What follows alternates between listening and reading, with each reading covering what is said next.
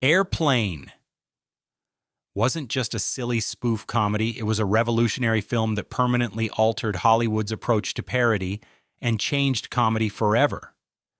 Behind the scenes, the production was a chaotic blend of rejected actors, studio skepticism, and uncontrollable on-set laughter that repeatedly ruined takes.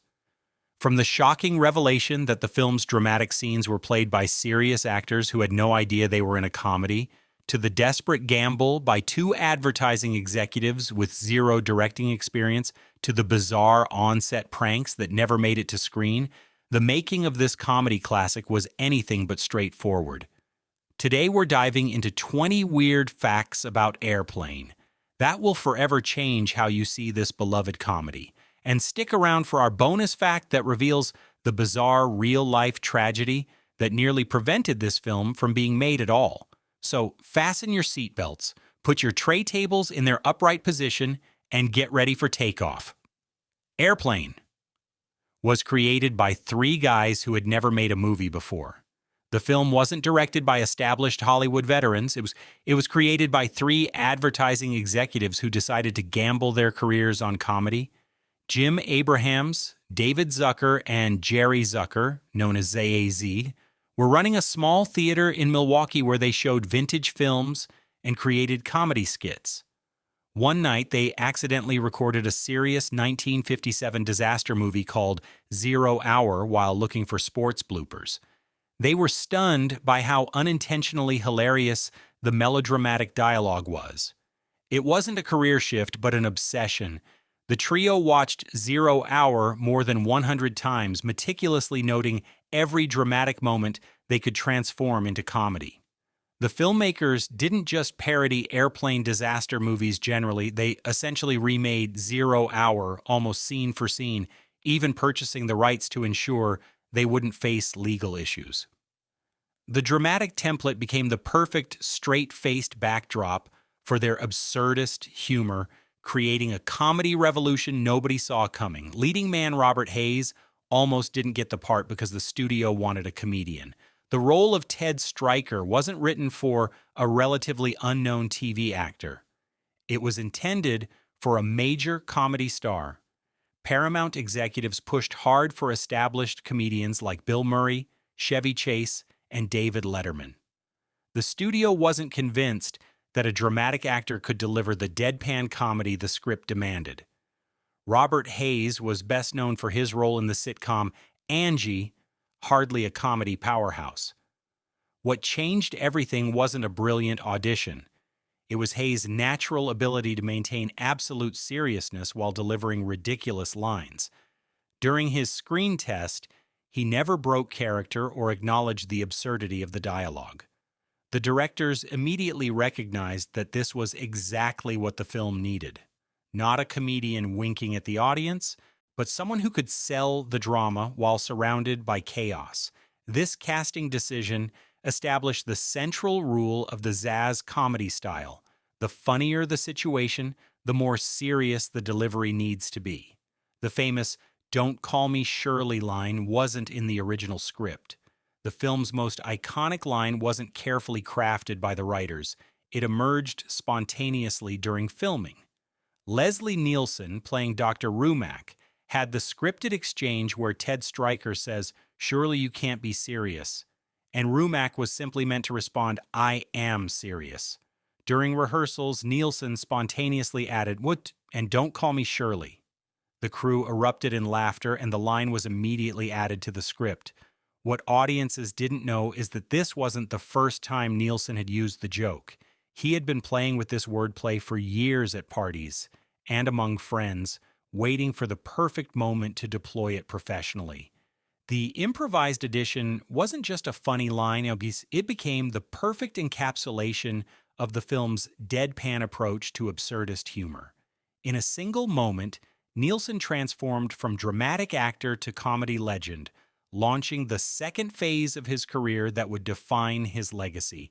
Leslie Nielsen wasn't hired for his comedy skills.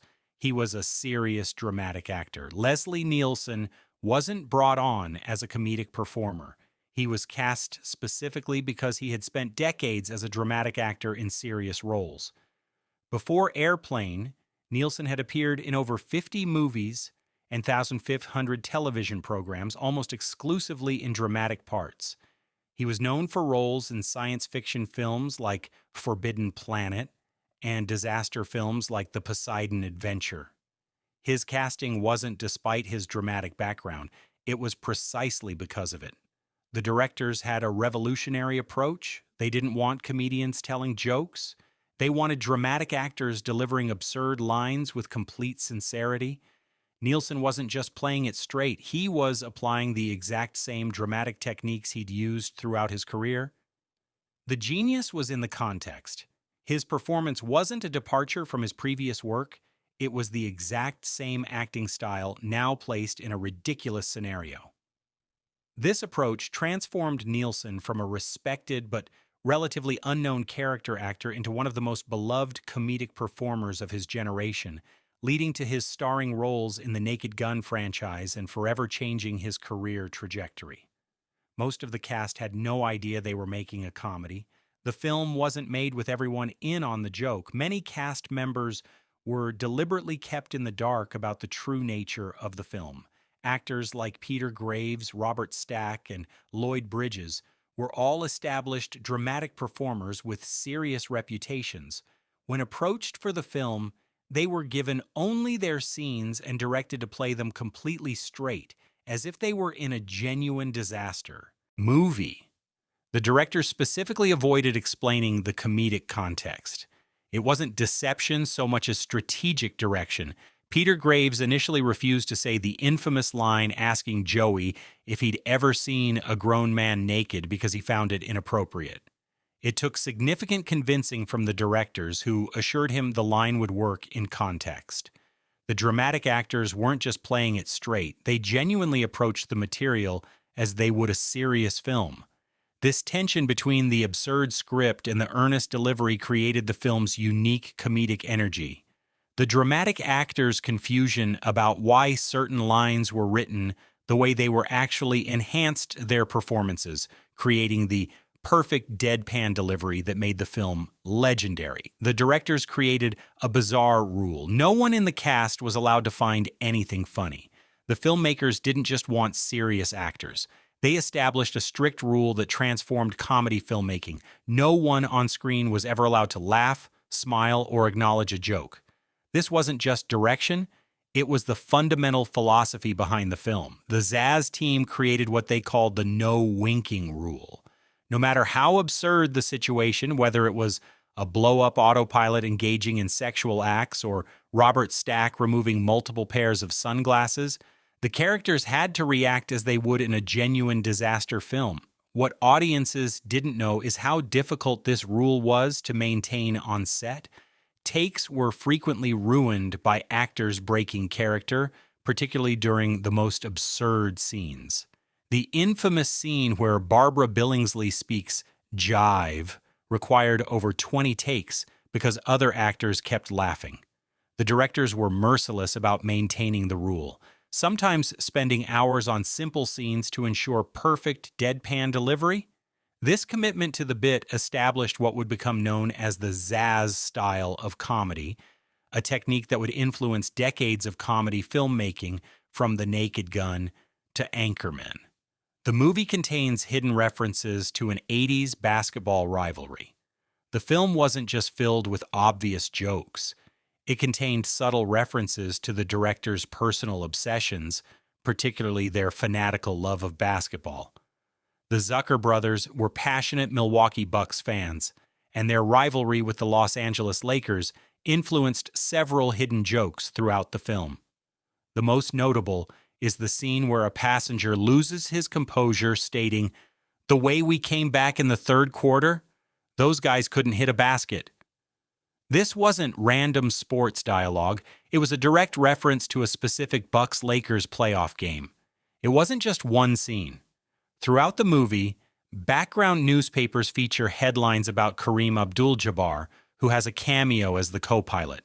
The basketball references weren't obvious enough for most viewers to notice, but they weren't isolated Easter eggs. They were part of a larger pattern of the directors inserting their personal interests into the background of scenes, creating a rich tapestry of jokes that reward repeated viewings. This layered approach to comedy, with foreground gags supported by background jokes, became a signature of their style and influenced comedy filmmaking for generations. The famous jive talk scene was created because no one could understand real jive. The iconic scene where Barbara Billingsley translates jive wasn't originally planned. It emerged from a practical problem during production.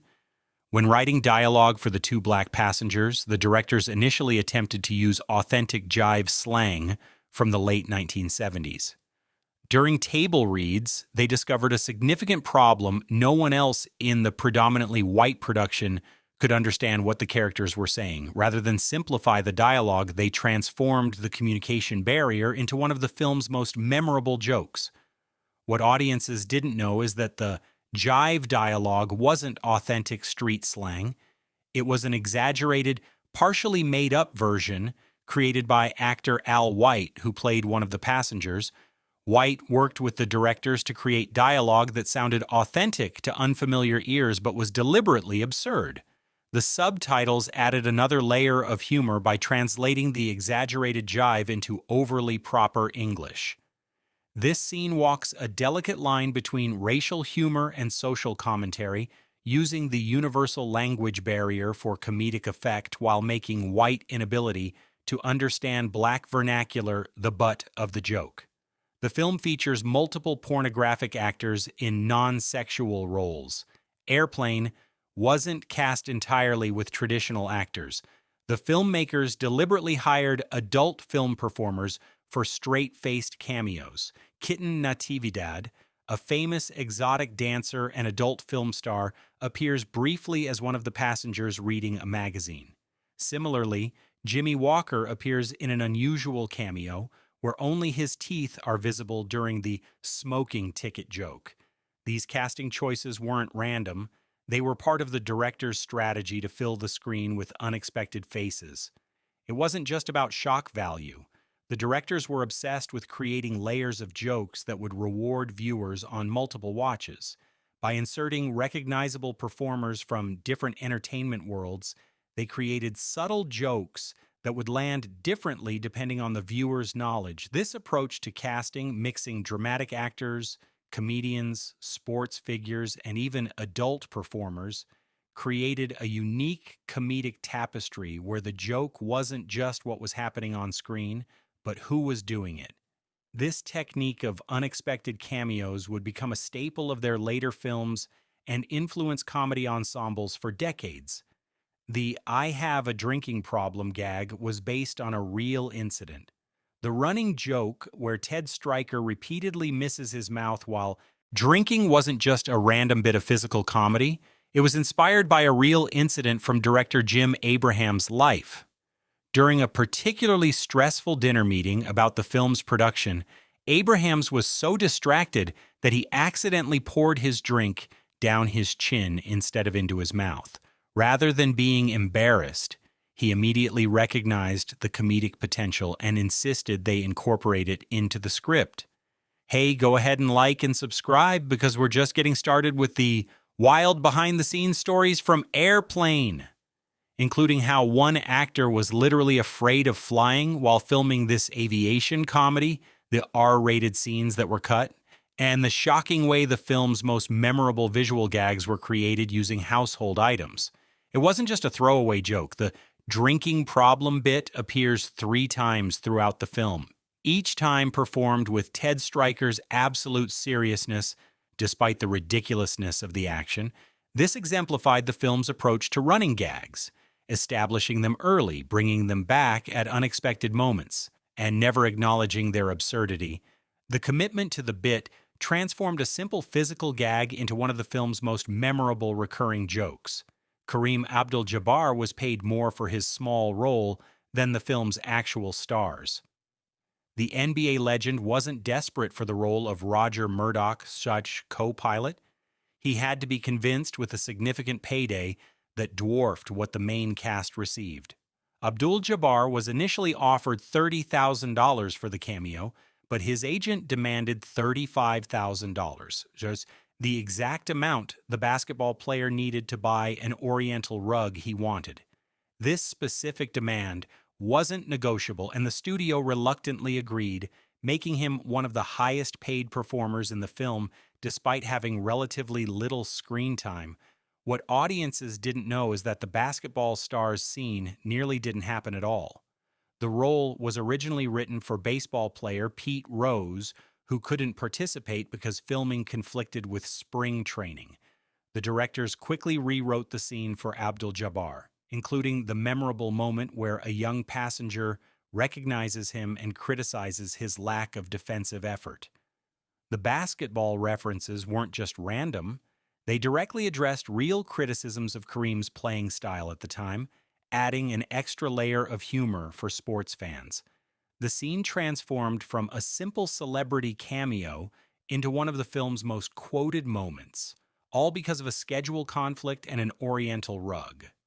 Robert Stack performed his scenes with pneumonia. The actor playing Captain Rex Kramer wasn't just delivering lines, he was battling a serious illness throughout the filming of his scenes. Stack had developed pneumonia shortly before filming was scheduled to begin. Rather than delay production, he insisted on performing despite his condition. The directors were concerned, but Stack was determined to complete his scenes. His illness wasn't hidden from the crew. His voice was noticeably affected, and he required frequent breaks between takes. It wasn't just professionalism. Stack, like many of the dramatic actors in the film, didn't initially understand the comedic potential of the project and was afraid of damaging his serious reputation. He wanted to complete his scenes quickly before word spread about the film's bizarre nature. Ironically, his illness contributed to his deadpan delivery and stern demeanor, perfectly matching the character's intense personality. His physical discomfort added an unintentional layer to his performance, particularly in scenes where he violently shoves aside religious solicitors in the airport. What seemed like committed physical comedy was partially the result of an actor pushing through illness, creating one of the film's most memorable performances. The film's most offensive jokes were deliberately placed in the background. The filmmakers didn't put all their controversial humor front and center. They strategically hid some of their most risque jokes in the background. Throughout the film, news broadcasts play on airport televisions reporting increasingly absurd stories. Most viewers focus on the foreground action, missing headlines like "Witnesses say the Pope may have been involved in the crash," and "Donations for shark victims reach 5 years." These background jokes push boundaries that would have been unacceptable as primary gags. It wasn't accidental placement.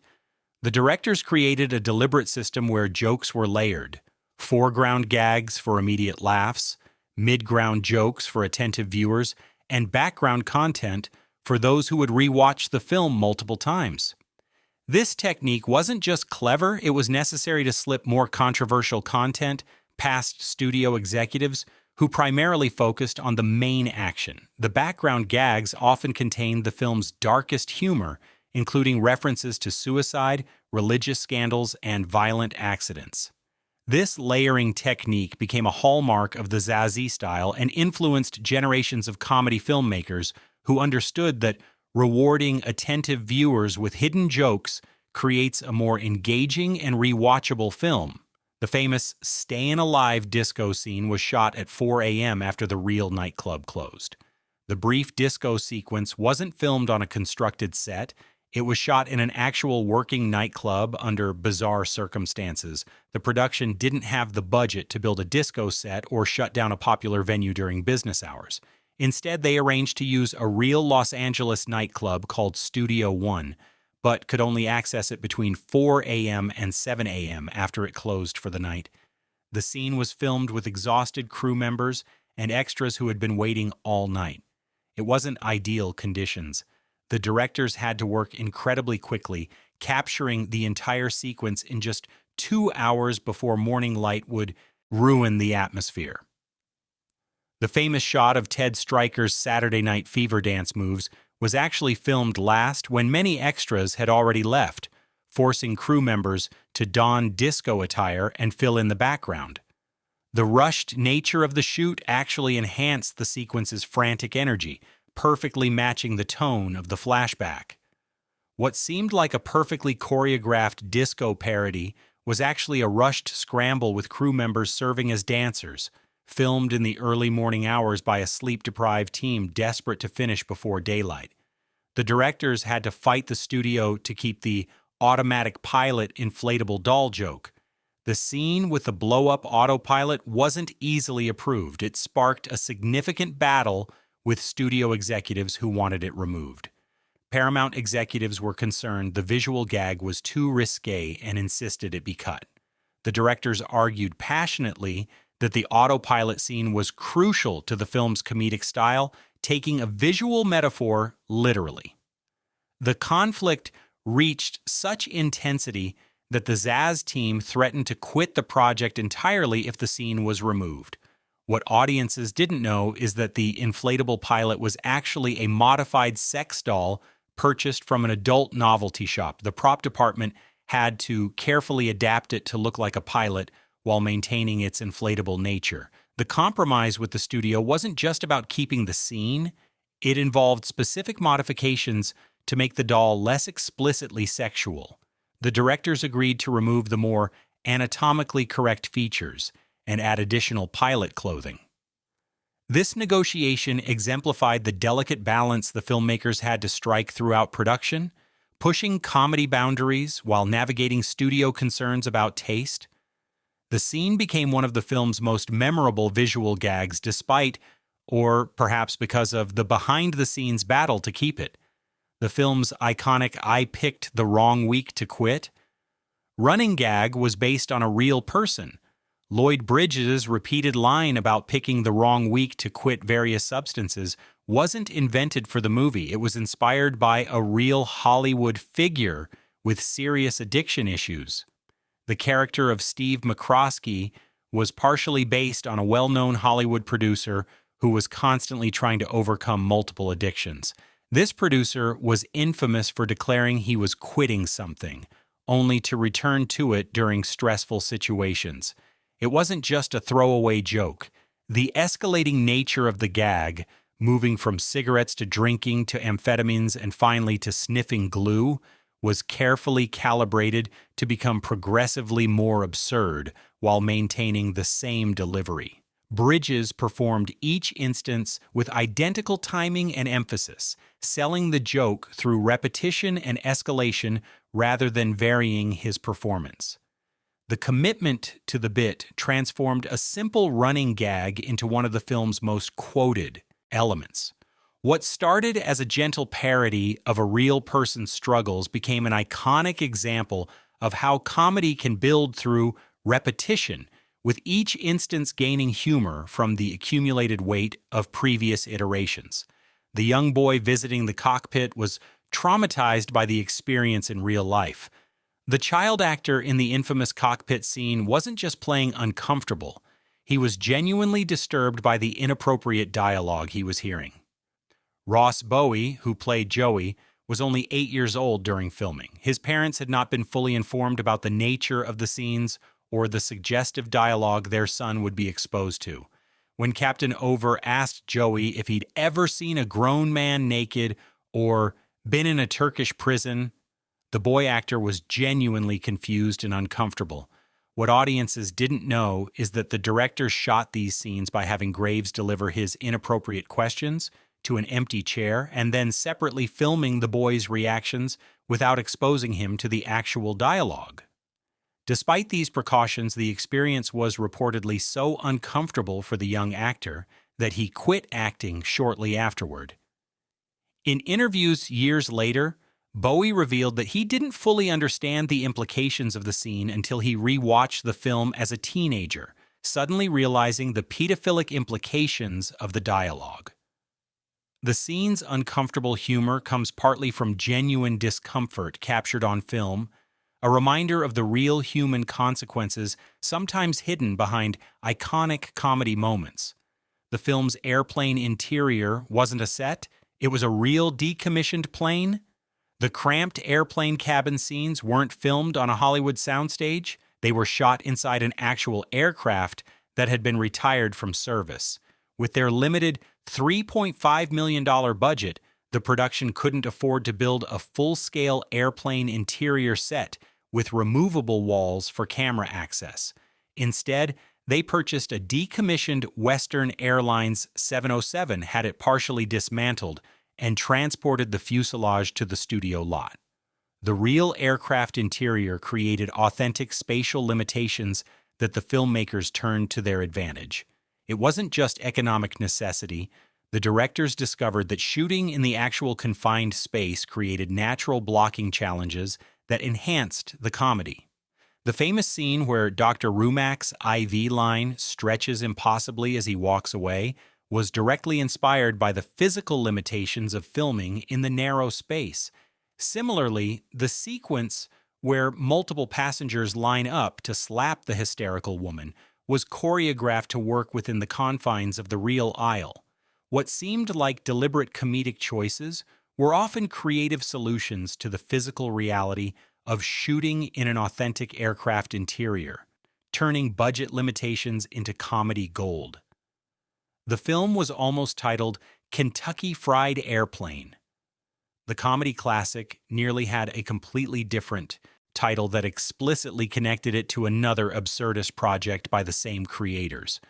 Before making Airplane, the Zaz team had created the Kentucky Fried Theater, a comedy troupe that produced the successful Kentucky Fried Movie in 1977. When developing their aviation parody, they initially planned to capitalize on this brand recognition by titling it Kentucky Fried Airplane. The studio marketing department strongly opposed this, arguing that audiences would think it was a direct sequel rather than a new concept. It wasn't just a title dispute. The naming controversy reflected deeper tensions about how to market the film. Paramount wasn't convinced the movie's unusual humor would connect with mainstream audiences and wanted to position it as a more traditional comedy. The directors fought for their original title, but eventually compromised on the simpler Airplane, though they insisted on keeping the exclamation point to emphasize the film's over-the-top nature. This battle over branding continued throughout production, with studio executives consistently underestimating the film's commercial potential. When the movie grossed over $83 million against its modest budget, becoming one of the most profitable films of 1980, it validated the director's comedic instincts and gave them significant leverage for their future projects. Several major studios rejected the script before Paramount took a chance on it. Airplane wasn't an easy sell to Hollywood. The screenplay was rejected by every major studio before finding its home. United Artists, Universal, and MGM all passed on the script, believing the concept was too bizarre and the humor too unconventional for mainstream audiences. Studio executives couldn't understand the deadpan approach to absurdist comedy, suggesting the directors add traditional joke setups and punchlines or cast established comedians instead of dramatic actors. It wasn't just skepticism about the concept.